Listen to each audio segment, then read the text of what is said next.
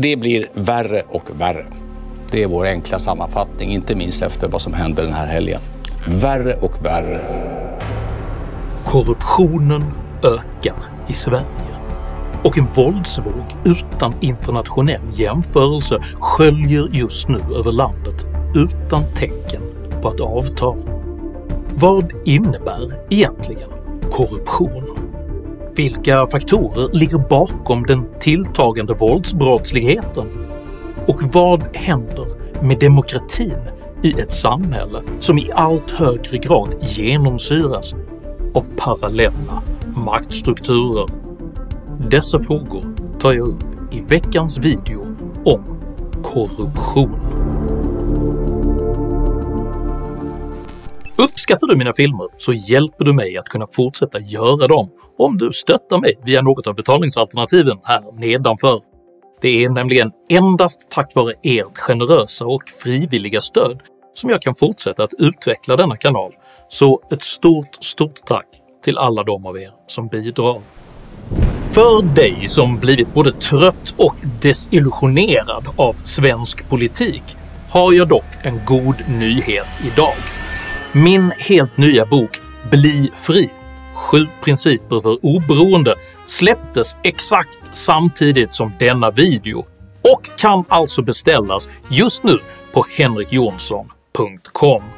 Ni som redan förbeställt boken kommer att få era signerade exemplar först av alla, och böckerna kommer att vara hos er inom ett par dagar.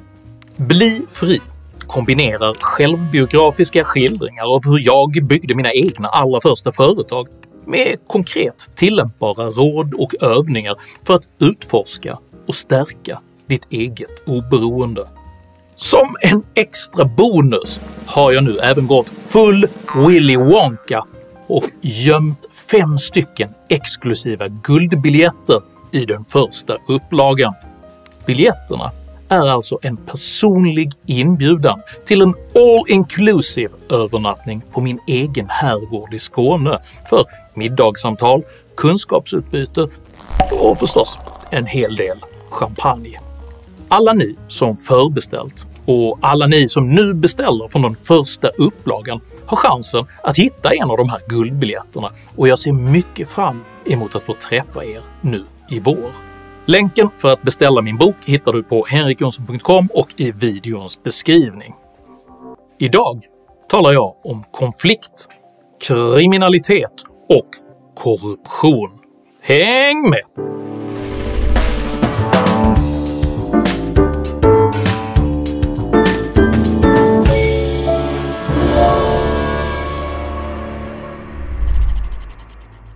Begreppet korruption kommer från latinet och består ursprungligen av prefixet kom, vilket betyder tillsammans, och ordet ruptus, vilket betyder att brista eller fördärvas. Korruption kan således beskrivas som att någonting gemensamt fördärvas. I veckan släppte den ansedda korruptionsbekämpningsorganisationen Transparency International sitt årliga korruptionsindex, vilket visar att Sverige nu är det näst mest korrupta landet i Norden. För bara någon timme sedan släppte organisationen Transparency International sitt årliga korruptionsindex, och Sverige hamnar på sin sämsta placering på över 10 år. Sverige är nu det näst mest korrupta landet i Norden, bara Island är sämre. Det som är intressant att titta tillbaka lite kortare tid är att 2015 så låg vi på 89, nu ligger vi på 83, det vill säga 6 poäng ner, vilket är ganska uppseendeväckande, ganska mycket. Och den trenden har liksom hållit i sig, det har sjunkit successivt, ett litet hopp upp och sen har det nu sjunkit igen. I linje med denna illavarslande utveckling avsattes i förra veckan Botkyrkas kommunstyrelseordförande Ebba Östlin under närmast kuppliknande former. Östlin hade under förra året stängt ner 3 fritidsgårdar och 4 fritidsklubbar i studieförbundet ABFs regi efter att det hade uppdagats att de anställt brottsdömda för att arbeta med ungdomar, att våldsdåd och droghantering hade förekommit i lokalerna, att bidrag ska ha använts på ett felaktigt sätt samt att medlemmar i det kriminella Vårbynätverket vistats i lokalerna iklädda skyddsvästar. Stängningsbeslutet väckte upprörda känslor som nu rapporteras har fått politiska konsekvenser. Bland det 50-tal nya medlemmar som infann sig till mötet i Folkets hus i Hallunda fanns enligt flera källor inte bara personer som knappt ens kunde svenska och som inte tycktes begripa vad de gjorde där. Dessutom ska män med omfattande kriminalitet i bagaget plötsligt inte bara blivit politiskt aktiva på gräsrotsnivå utan även övertygade socialdemokrater. Enligt en av Aftonbladets källor deltog personer som associeras med gängbrottslighet i bortröstandet av Östlin. Så här beskrev dock valberedningsansvarig Katarina Berggren situationen i Sveriges Television Nyheter. Andra medier har även rapporterat om att personer med kopplingar till gängkriminalitet skulle ha varit på plats vid mötet. Jag tycker det är väldigt allvarliga anklagelser och jag tror vi är ganska många som känner oss väldigt kränkta över att måla upp det så svepande. Det har rapporterats att det ska vara en rad nya medlemmar som har rekryterats och att det var därför utfallet blev som det blev. Och då är det väl mer specifikt ABF som ska ha rekryterat medlemmar. Vad säger du om de uppgifterna? Medlemsmötet var väldigt välbesökt. Det var också nya medlemmar och det hänger ju väldigt nära ihop med att vi kommer precis från en valrörelse. Vi har haft en enorm kampanj i Botkyrka och värvat många nya medlemmar. Det här tappade förtroendet, har det något att göra med att man la ner ABFs fritidsverksamhet, tror du? För några medlemmar kan det mycket väl vara så, det tror jag säkert. Detta är inte första gången som socialdemokratin försökt förminska denna typ av problem. Så sent som i september förra året avslöjades en säkerhetsansvarig socialdemokratisk tjänsteman ha hyrt ut sitt hus till en gängkriminell. Den gängkriminella hyresgästen uppges ha kopplingar till Botkyrka-nätverket, är tidigare dömd för grovt bedrägeri, grovt penningtvättsbrott, häleriförseelse samt narkotikabrott och har vid 2 tillfällen gripits av polis för skottlossning från den hyrda tomten.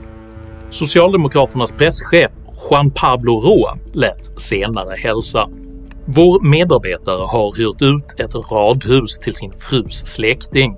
Efter en allvarlig incident sades kontraktet upp och personen flyttade ut. Vi bedömer i nuläget inte att vi behöver vidta ytterligare åtgärder." Ett annat exempel är hur det socialdemokratiska kommunalrådet Frida Trollmyr i Malmö år 2021 avslöjades ha kännedom om att kommunal verksamhet bland annat hade använts för att upprätthålla ett parallellt romskt rättskipningsväsende. Förra veckan kunde vi berätta om en romsk man som uppfattade att han hade blivit kallad till krisi, det vill säga romsk rättegång, av vice ordförande i Malmö stads romska råd, som dessutom sa sig tala och rådets vägnar. Frida Trollmyr, socialdemokratisk kommunalråd, är ordförande i det här romska rådet i Malmö, och förra veckan när jag pratade med henne så sa hon att hon inte kände till de här uppgifterna alls. Men i ett inspelat samtal som vi har kunnat ta del av så framgår det att den här romske mannen personligen ringde upp Frida Trollmyr redan i september för att berätta vad han hade blivit utsatt för och även för att be om hjälp. Han sa då att han hade blivit kallad till en romsk rättegång av vice ordförande i Malmö stads romska råd, och han berättade också att den kommunala verksamheten och rådet används för hedersförtryck och för korruption. Frida Trollmyr, hon jobbar här inne. Vi har försökt att nå henne på alla möjliga olika sätt, men hon har inte velat svara på några frågor kring detta.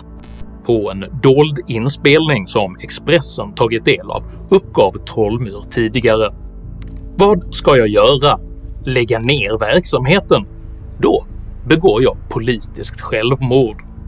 På liknande sätt rapporterade undersökningen "Finns det en tystnadskultur i Göteborgs stad" år 2021 om hur offentligt anställda tjänstepersoner upplever rädsla för gängens makt och därför skönmålar den bild som rapporteras vidare till politiker och media.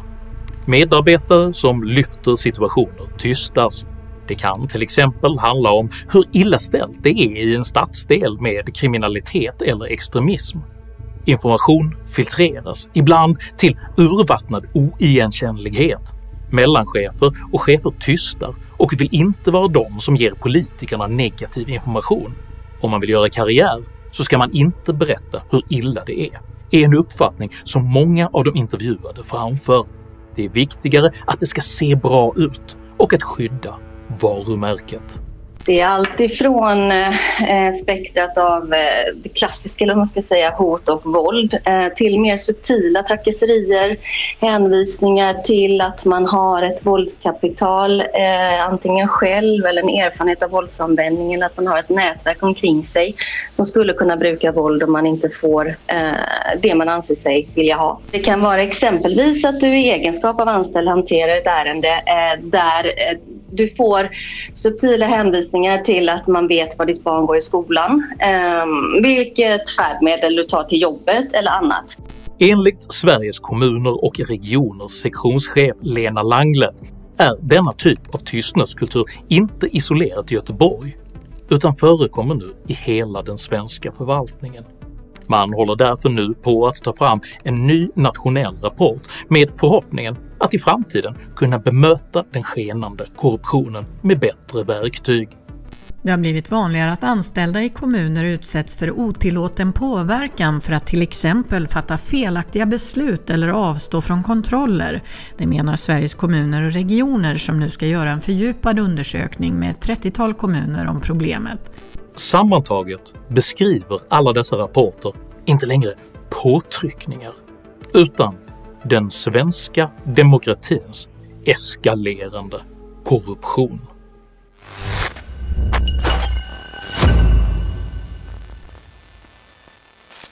Sedan den senaste våldsvågen började på juldagen har 13 sprängningar ägt rum, varav 8 i Stockholm. På mindre än en månad har 464 personer, varav 69 barn, drabbats av sprängningar i sin trappuppgång. Och jämfört med våra grannländer sticker siffrorna ut. Enligt den statistik som finns hittills i år har 4 personer skjutits till döds i Norge, 4 i Danmark och 2 i Finland. I Sverige är det alltså 6 gånger fler än de andra länderna tillsammans. Innan 2022 var slut hade antalet dödsskjutningar i Sverige hunnit stiga till 63, vilket motsvarar en 40-procentig ökning jämfört med föregående år. Justerar man för övriga Nordens 17 miljoner invånare och jämför med Sveriges 10,5 så har Sverige alltså per capita ungefär 10 gånger fler dödsskjutningar än vad resten av Norden har sammantaget.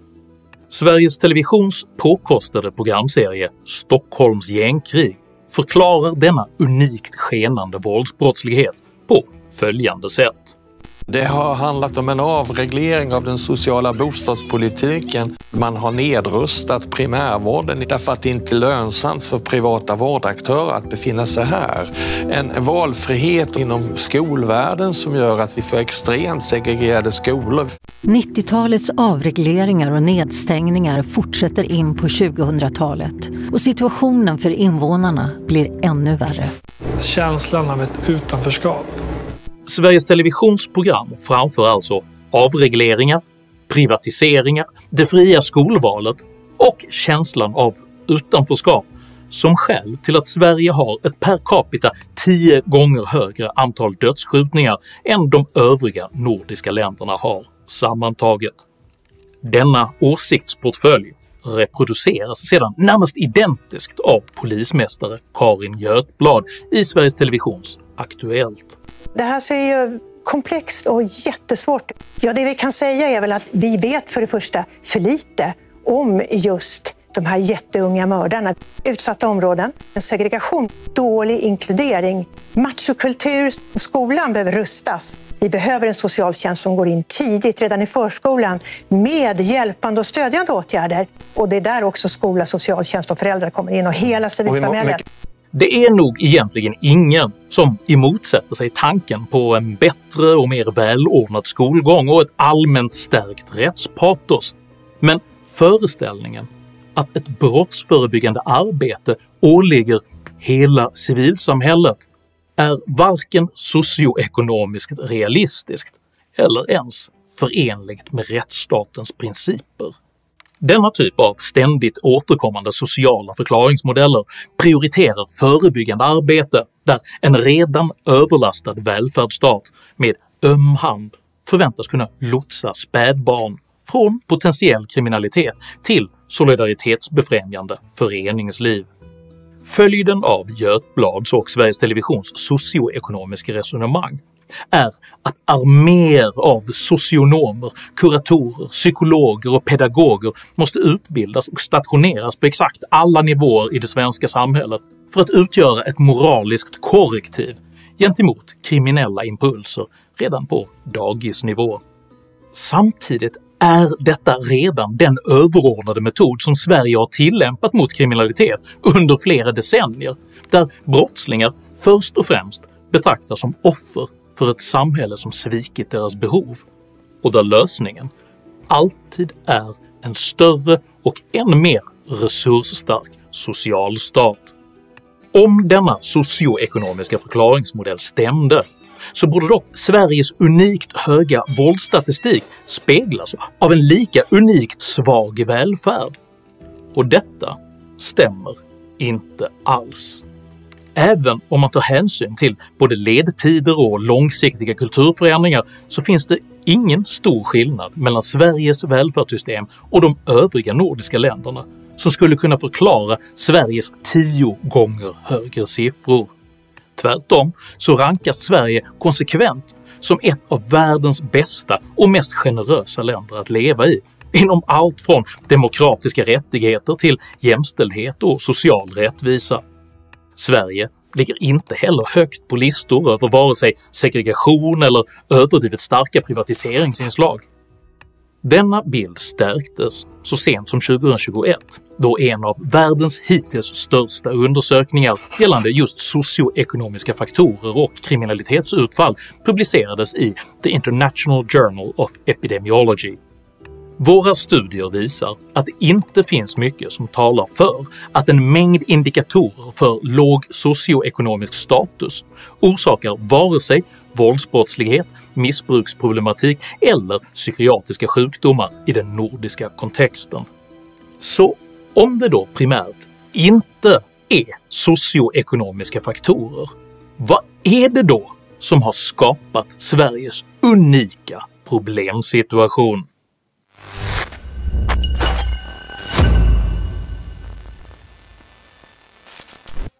Kulturbegreppet är laddat i den svenska debatten och har under många år nästan uteslutande använts för att beteckna fenomen som man i Sverige uppfattar positivt. Från kulturprojekt till kulturarv och mångkultur så har det svenska kulturbegreppet likställts med kreativ humanism och tolerant inkludering. Den svenska samhällsdebatten har därför haft svårt att hantera problematiska kulturuttryck som hederskultur och klankultur, vilka under många år antingen förnekades som rasistiska vanföreställningar eller avfärdades som irrelevanta randfenomen. Det är du som inte skiljer mellan fundamentalister, personer som bedriver hederskultur, som utgör en pytteliten minoritet av alla muslimer som är hårt arbetande i det här landet. Socialantropologisk forskning beskriver ofta kultur i form av observerbara fenomen som språk, mat, kläder eller konst. Men kulturbegreppet inbegriper även osynliga men djupt rotade föreställningar om identitet och moral. Dessa djupt liggande kulturella fundament samspelar sedan med emotionella reaktionsmönster, upplevelsen av social status, tolkningar av rättvisa och hederlighet, inlärningsbeteenden, närmande till problemlösning, men också köns- och åldersroller, synen på barnuppfostran samt förhållande till auktoriteter och trosföreställningar. Dessa kulturella övertygelser speglas nu i Sverige genom till exempel utbredd misstro mot myndigheter och förekomsten av parallella rättssystem. I den svenska debatten så döps denna typ av oönskade kulturyttringar dock ofta om till exempelvis patriarkala strukturer, psykisk ohälsa eller brist på sociala resurser, för att de helt enkelt ska passa bättre in i den socioekonomiska tolkningsmodellen. Per-Olof Wikström, som är kriminologiprofessor vid universitetet i Cambridge, formulerade 2017 dock en för Sverige helt ny förklaringsmodell. De flesta människor som går förbi en parkerad bil med öppen dörr och nyckeln i ser inte det här som ett tillfälle att stjäla bilen. Men några gör det. Frågan är varför de, och inte de andra. Svaret, enligt Wikströms forskning, är att det handlar om omgivningens värderingar under uppväxten. Värderingar som skapas av familj, kamrater och skola. Dessa har stor påverkan på om kriminellt beteende är acceptabelt eller inte. Wikströms forskning förklarar således Sveriges eskalerande brottslighet med att majoritetssamhället underlåtit att upprätthålla de grundläggande kulturella normer som den demokratiska rättsstaten vilar på. När denna kulturella undfallenhet kombinerades med en exceptionellt stor invandring från kulturer med generellt låg tillit till myndigheter och rättsstatliga principer uppstod därför parallella kulturella maktsystem istället för integration. Och det är dessa parallella och ofta familjebaserade maktsystem som just nu äter sig in i allt från föreningsliv till politiska partier. Strategin för ett verkligt korrigeringsarbete bör således vara tredelad. 1. Alla som aktivt nu begår våldsbrott måste handgripligen tas bort från gator och torg så att de inte längre hotar det laglydiga majoritetssamhället. 2. Hela den svenska förvaltningen måste genomlysas så att bedrägerier, politisering och korruption med fast hand kan rensas ut. Och 3. Sverige måste inleda ett aktivt arbete för att återinföra de grundläggande kulturella värden som bär upp det demokratiska samhället, vilket måste genomsyra såväl skolor som all annan offentlig verksamhet. Detta är inget litet arbete och det är sannolikt senfärdigt att påbörja det först nu. Men om Sverige på allvar vill komma till rätta med våldsbrottsligheten så krävs det helt andra metoder än den socioekonomiska ensidighet som präglat de senaste 30 årens integrations- och kriminalpolitik. För annars kommer någonting gemensamt sannolikt snart att fördärvas permanent. Om du uppskattade innehållet i denna video så hjälper det mycket om du delar den med dina vänner och kanske till och med stöttar mitt arbete via något av betalningsalternativen här nedanför. Dela gärna med dig av dina egna åsikter och erfarenheter i kommentarsfältet, men jag ber dig att alltid vara artig. Jag accepterar inte aggression, personpåhopp eller rasism i mina idédrivna kommentarsfält. Tack för att du som kommenterar respekterar detta. Jag heter Henrik Jönsson och jag företräder demokratiska normer och motsätter mig all form av korruption. Tack för mig och tack för att du har lyssnat.